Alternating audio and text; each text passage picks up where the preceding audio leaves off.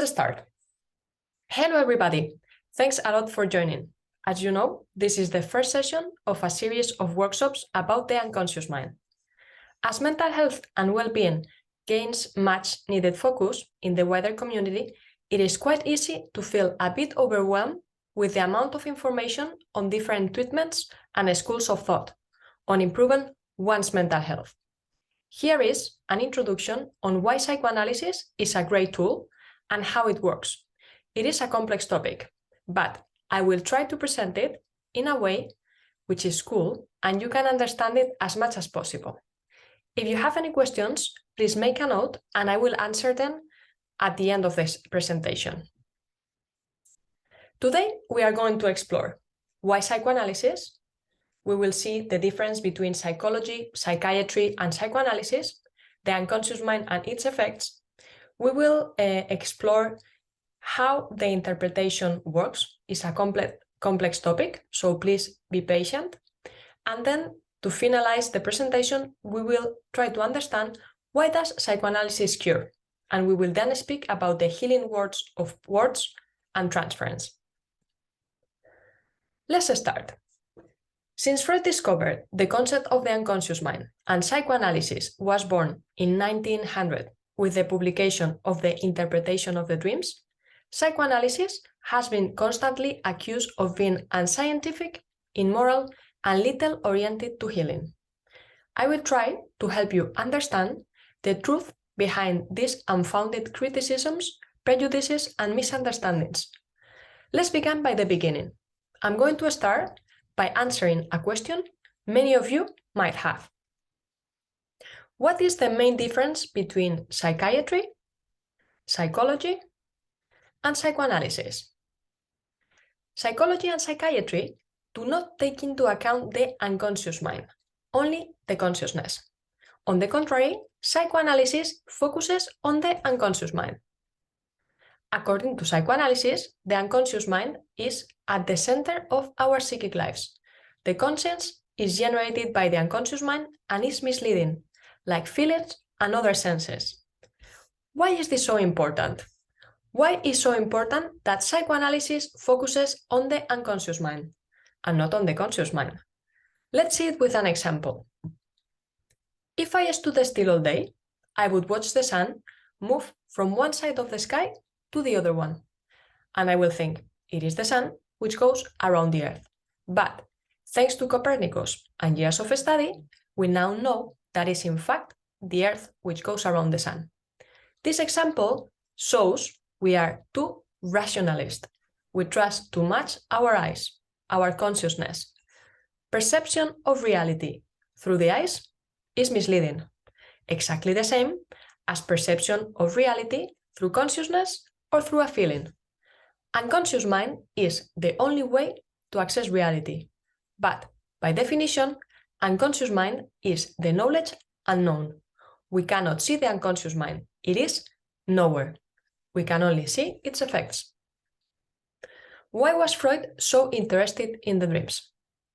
Because it's an effect of the unconscious mind. Freud had been criticized to have discovered the unconscious mind working with his hysterical patients.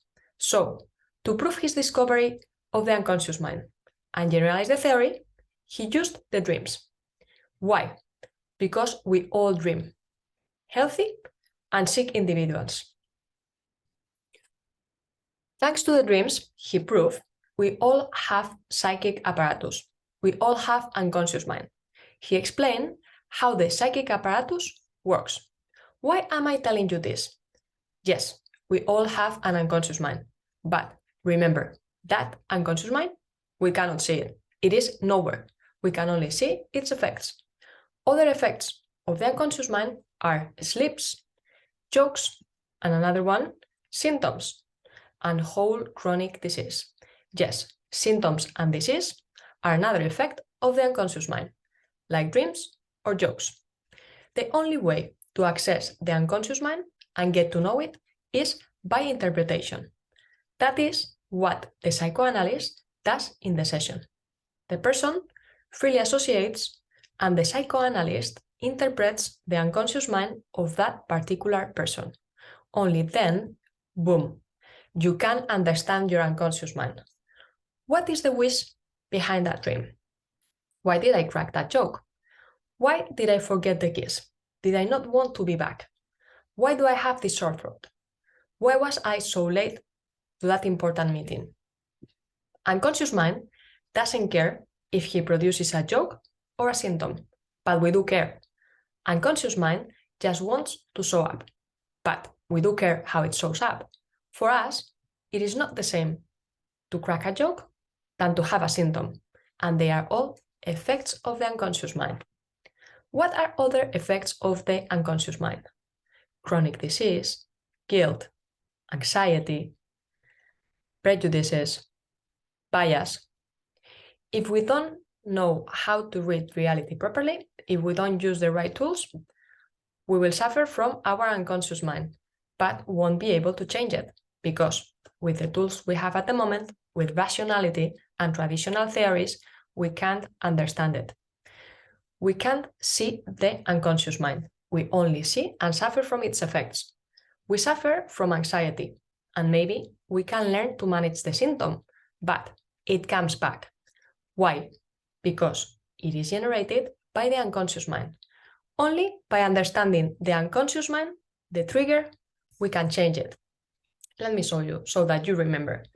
This is where the unconscious mind is. That is what you need to understand, because the unconscious mind is generated the chronic disease, the guilt, the anxiety, the prejudices, and the bias.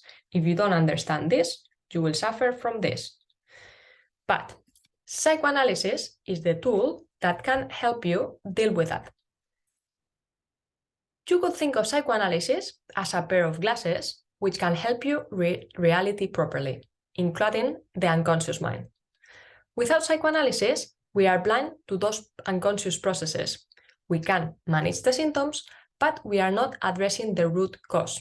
The conflict which triggers the symptom will continue there. Psychoanalysis is the tool which helps us see, understand things which are not obvious. Why did I have that dream? Why am I so scared of talking in public? Why do I always end up in toxic relationships? With all that new information, we can transform our reality and make it better. How does this tool work? How can it help us? Anxiety was a problem for many of us way before COVID. We all have had an anxiety attack or have a colleague at work who is stressed all the time, no matter if it's Monday morning or Friday evening. It is shocking, but we need to understand that anxiety is not a disease. Anxiety is necessary. However, it should not be painful, nor cause any symptoms nor sufferings in the body. Anxiety warns us when we are in danger. Let's say there is a fire and we need to run. But people who are stressed all the time, it is not real. We are not in danger all the time. That is a pathology. For these people who are stressed all the time, it is very difficult to manage uncertainty. They have a very negative, pessimistic view of life. Why? Because for them, it's easier to imagine that the worst thing will happen than waiting to see what happens. For them, it's better the certainty of the worst case scenario than waiting. I know it's shocking, but this is how it is. Many of you might feel identified with this thought. Psychoanalysis can make you happier and more relaxed. It can help you, it can teach you to deal with uncertainty. And we all need to know how to deal with anxiety. Every time we initiate something new, a project, a relationship, a hobby, every time we need to grow, we want to grow, we need to be able to tolerate a bit of anxiety. Main challenge of the pandemic has been that we have been put in a situation in which we feel we are in danger all the time. That is not real. And if it was, it is even more important to remain calm. Let's keep going. Why is it so important that a psychoanalyst can interpret the reality for us? As we have seen in the example of the sun, reality is not what it seems. What do you think is the main cause of failure? Is it laziness? We are not talented enough? we are ugly, not lovable, we don't want to be happy. Those people who try to progress at work, become healthier, have more friends, social life, but they never achieve it. Well, you are going to be shocked by the main cause of failure is fear of success. Freud already described this phenomena in 1916 in his work, Those Wrecked by Success. It sounds unbelievable, but for the human being, it is more difficult to tolerate success than failure. Failure is a punishment that calms down our unconscious guilt. Why do we look for punishment? Why do we have the need to be punished? Guilt is one of the most common and unpleasant feelings, to the point that we prefer punishment. Remember, from the unconscious guilt, we can only see its effects: the punishment, the failure. Oh my God, what's wrong with me? I have already fallen off the bike 3 times this week. Failure of many types, from unhappy marriage, losing a job, not being able to get fit, or for example, why did I send that important email without the file attached? So, if you're having accidents here and there and failures, you could start thinking that you are not clumsy or stupid or lazy. You might be suffering from your unconscious guilt. Unconscious guilt is not related to morality. It does not come from things that we do, but from things we think. Imagine. Because we are human, we all suffer from it. It is part of our psychic structure. So, we need to learn to live with it. Psychoanalysis can make you more successful in work and on relationships because it can help you manage your unconscious guilt. You don't need to sabotage yourself. Of course, physical health. Since very early in the history of human being, you might have heard maybe of Hippocrates. Emotions and affects, like for example, jealousy, ambition, passion, sorrow, laziness, have been related with sickness in the body. La Rochefoucauld, a French author, thought that if we looked at the origin of disease, we will find passions and sorrows at their origin. For example, he was able to relate cruelty and kidney stones, insomnia and jealousy. Freud also studied and documented how emotions are also very related to the capacity of resistance to illness, especially infections. Remember that Freud was a doctor and he had access to medical reports from the First World War. And he observed that soldiers from the defeated army were more sensitive to infections than the winner ones. Winner ones didn't get sick. Today we know that people who are stressed, anxious and depressed are more likely to get disease. There is still a lot to be done, but the impact of mental health on chronic disease is quite well known.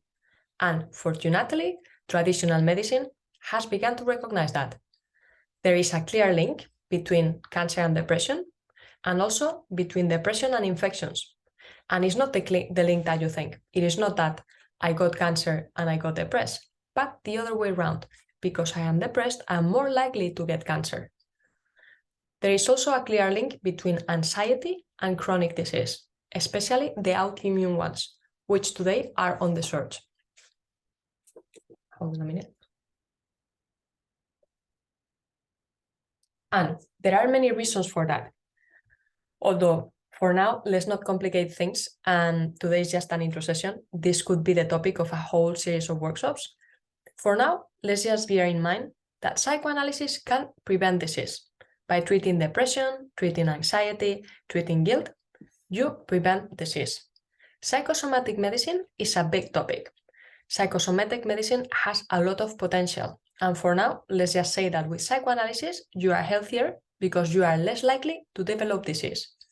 How else can psychoanalysis help me think differently or be able to see what is not so obvious? Connecting your conscience to your unconscious mind. How many times we can remember the name of a movie and 30 minutes later, boom, it shows up? Have you heard the sentence, sleep on it? Sometimes we need to have an important decision we need to make an important decision, we sleep on it, and when we wake up, we see everything more clear. It is not magic, it is your unconscious mind working on the background. These are all examples of psychoanalytical thinking. We all have great talent on us, are creative and smart, but we have been educated in a way that we become too rationalist. We trust what we see, our consciousness. Thanks to the example, we realize conscious mind is not the right tool to see reality properly. On top of that, psychoanalysis can make you more creative. Our education, morality, prejudices prevent us from trusting our unconscious mind. Psychoanalysis helps us remove those blocks, enabling us to think differently and connecting the unconscious mind to the conscious mind. It frees us from the prejudices of ideology and morality. Psychoanalysis is like poetry. It opens up possibilities. It helps you build things that were not there before. I know I have given you a lot of information. For now, recap and try to remember. The interpretation of the psychoanalyst makes visible the unconscious processes to which we are blind. With that new information, you can transform your life. I know this is a bit complex, but you need to be able to continue listening to me, please, without understanding everything. You can ask questions later. Let's continue. How does interpretation work? The interpretation of the psychoanalyst that we are naming all the time. When we perceive something, let's say, for example, a pen, a tree, whatever we are looking at, the thing itself does not go in our psychic apparatus. This is what happens, for example, in psychotic people. They cannot separate the thing from the word, and hence they have the head full of things. Think it this way. There are the thing, for example, the tree, in itself, the verbal representation of the thing, that would be the word tree, and then the mnemic footprint of the thing, which is an unconscious impression. Verbal representation of things, the words, are in the preconscious. And with a bit of effort, we can access them. And the mnemic footprints are in the unconscious mind. When someone is suffering from an unconscious conflict, what happens is the person feels and knows that something happens, but they don't know what is really happening and they don't have words to say what happens. These words are brought by the interpretation of the psychoanalyst. Psychoanalytical interpretation put words to whatever is happening unconsciously to that person. And the minute it has words, it becomes knowledge. That is how the unconscious mind becomes conscious. The interpretation of the psychoanalyst produces the unconscious mind that, remember, it wasn't there before, it has to be produced. The interpretation of the psychoanalyst put words to the unconscious mind of a particular person. It then becomes knowledge. That is why psychoanalysis produces knowledge and transformation, because in the unconscious mind, there are no words, there are no verbal representations. There are only mnemic footprints, which are unconscious footprints. This interpretation is done by the psychoanalyst in a session when a patient freely associates in transference. If there is no transference, there is no interpretation. Why do we need? So I have like a name all those words so that you realize, I want to highlight this, that in order to have an interpretation, we need to have all those elements. It's not like because I am a psychoanalyst, I can have a chat with a friend having a coffee and whatever she tells me I interpret and that's an interpretation and produces transformation. It's not like that. We need to be very strict here. There is only interpretation when all those elements are at play. Okay, why do we need someone who interprets our reality? Because if not, remember from the example, we will suffer from our unconscious and we won't be able to change it. We will suffer from prejudices, preset ideas, depression, anxiety, unconscious guilt, chronic disease. Be patient, these are complex topics And in order to move forward, you need to be able to continue listening without having understanding everything. Now, I guess the question you are all wondering or have wondered is, why does psychoanalysis cure? How? For now, I'm going to give you 2 tips. The first one is that psychoanalysis, its objective is not to cure, is to analyze. The cure is just a secondary benefit. And the second tip is that psychoanalysis cures not because we speak, even when I agree, talking is therapeutical, it is because of something else. What is this something else? To understand that, let's have a look at the method psychoanalysis follows. Psychoanalysis does not use any medication, no pills. Psychoanalysis uses words as method of obtaining knowledge. The patient in the session associates freely, without any censor, without thinking this is not important, I am ashamed, why would I say that? Without that costume that sometimes we use when we talk to others in a normal conversation. The human being is social. Words are what allows us to connect to others and develop ourselves. Healing is related to that exchange in what we say, what we don't know. Freud realized that there is a latent message in our manifest speech. This latent message is what we need to build when we associate freely in the session. And then, with that free association, the psychoanalyst will be able to build our unconscious mind via interpretation. However, not just because we talk, we are going to heal. Not just because we talk, we will transform ourselves. Not just because I am telling the dream and say things about it in my session, I will find the unconscious desire behind it. Why? Our speech is a result of an unconscious work, exactly the same as dreams. The energy initially linked to a desire, an unconscious desire, is transferred to indifferent and insignificant representations so that they can access the consciousness. This is exactly the unconscious work that happens in dreams and symptoms as well. The interpretation in transference will undo this unconscious process so that we can find out the desire behind that speech and can help the patient transform her life. I know at the moment you might be totally lost and understanding nothing, so don't worry, I will explain you this definitely more slowly and in more detail in coming sessions.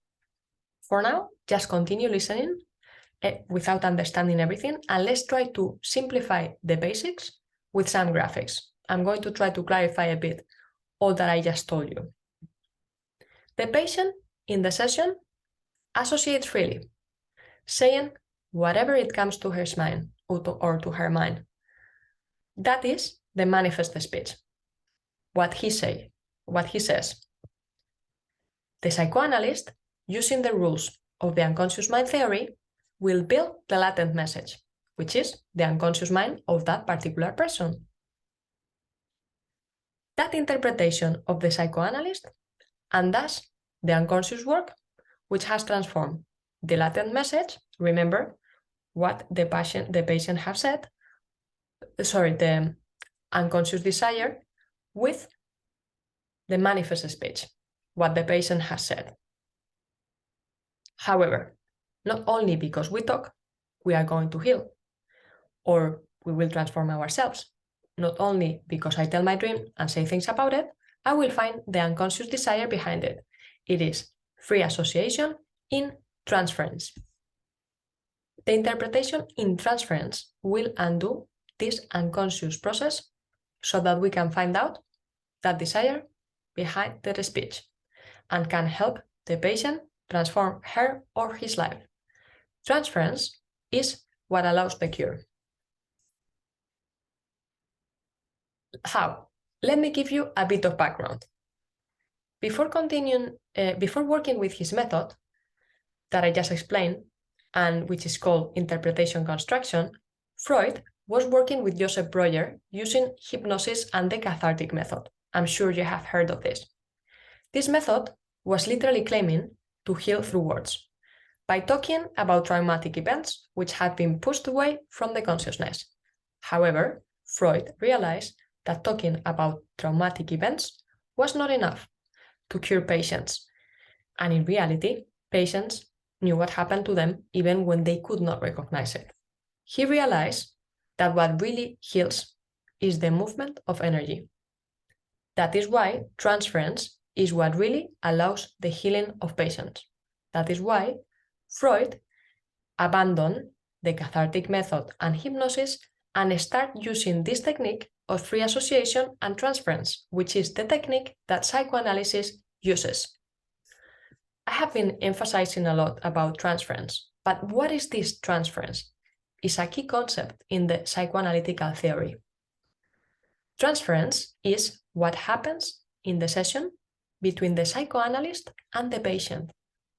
In the session, the patient has with the psychoanalyst the same exact issues as he has in his or her personal and professional life. The psychoanalyst can then listen to that and interpret it. However, the patient is not cured just with the interpretation. The psychoanalyst will give the patient the tools to transform his life, because with the life he had before, he suffered, he failed, and he probably got sick. And then, with those tools, with the interpretation of his unconscious processes, the patient can go and transform his life. We are going to leave it here for today. I know it's a lot of information, but as I said, in coming sessions, I will definitely clarify and explain deeper some of the concepts we have seen today. And in the coming session, I am planning to go through the interpretation of the dreams. Just to give you a quick intro, I'm sure you know, is the cornerstone of psychoanalysis. So there is a lot to explore. If we will see how interpretation of dreams work. I will give you some examples so that you can see how you can interpret a dream. We will talk about some typical dreams. I'm sure that many of you have repeated dreams and have had the same dream. There are typical dreams that happen to all human beings. We'll also talk about nightmares. I'm sure you all have had one at some point. And then we will try to understand what is behind the dreams, what is the engine of the dreams, talking, of course, about the Oedipus complex, and how all these dreams work. I hope you have enjoyed it. Now let me stop sharing and remove, yes.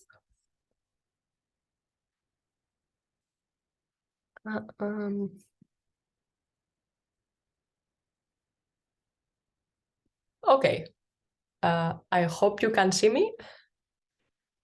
Does anybody have any questions? I don't know if someone has written something on the chat, or if you want to unmute yourself and have any questions, please go ahead. No particular question. I just really enjoyed the talk. Thank you. And I'm looking forward to learning more. So thanks a lot, Caroline. Yes, I know it was a bit complex. So maybe if you want to hear the recording and you can like make some notes and come up with questions, yes, please let me know. But no, it was fascinating. Thank you. Thank you very much, Caroline. Good to see you, by the way. You too. You too. Thank you. Happy, do you have any questions?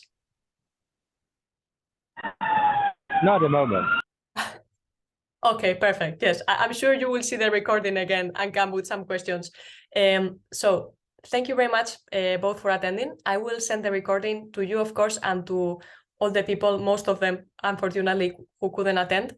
I will also create a chat for people who didn't attend if they want to ask any questions after seeing the recording. And well, have a good evening and hope to see you soon. Thank you, you too. Take care. Thank you. Bye. Bye-bye.